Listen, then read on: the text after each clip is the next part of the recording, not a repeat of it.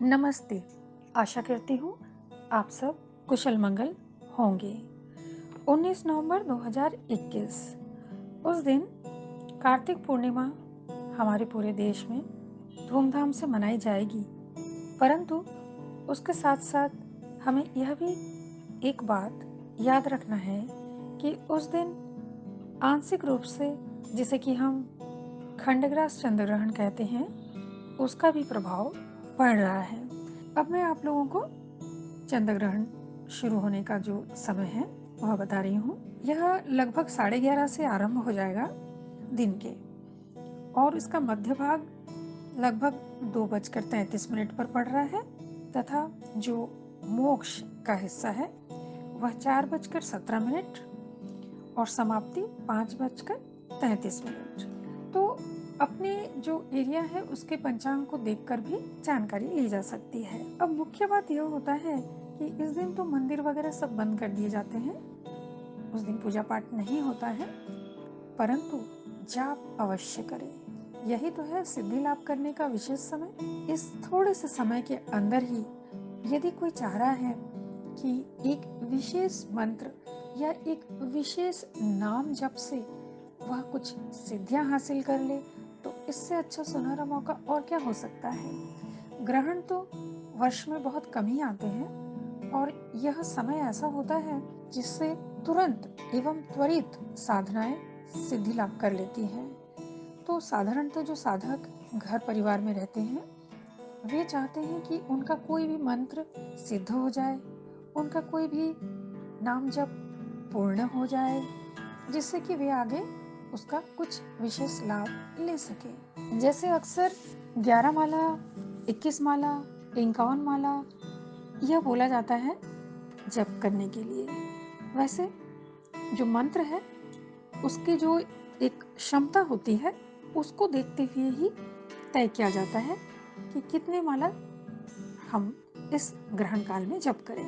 मैं अक्सर जो अस्वस्थ लोग अगर किसी परिवार में हैं तो उसी परिवार के किसी खून के जो रिश्ते होते हैं जो कि स्वस्थ हैं, उन्हें मैं अक्सर महामृत्युंजय मंत्र का जाप करने के लिए बोलती हूँ, जो कि संकल्प लेकर उक्त अस्वस्थ व्यक्ति का नाम लेकर गोत्र बोलकर यह संकल्प लिया जाता है और उन्हीं के उद्देश्य से यह मंत्र जाप किया जाता है, जो लगभग 11 माला जाप करना पड़ता है।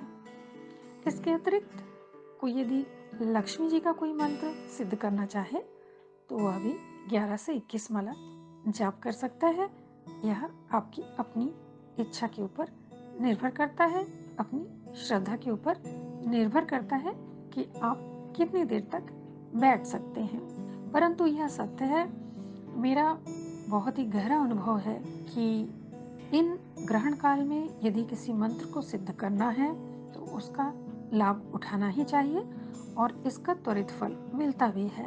हमारे देश में वर्तमान समय में जो लोगों को पिछले वर्ष से जो तकलीफें उठानी पड़ी हैं, मैं तो यही चाहूँगी कि लक्ष्मी जी का मंत्र और स्वस्थ रहने के लिए किसी मंत्र को अवश्य ही सिद्ध कर लेना चाहिए, चाहे कोई कम उम्र का ही क्यों ना हो या मध्यम उम्र का ही क्यों ना हो, परंतु यह मौका छोड़ना नहीं चाहिए ताकि वह स्वयं भी स्वस्थ रहे और जरूरत पड़ने पर अपने परिवार को भी स्वस्थ रखने के लिए इन मंत्रों का प्रयोग कर सके।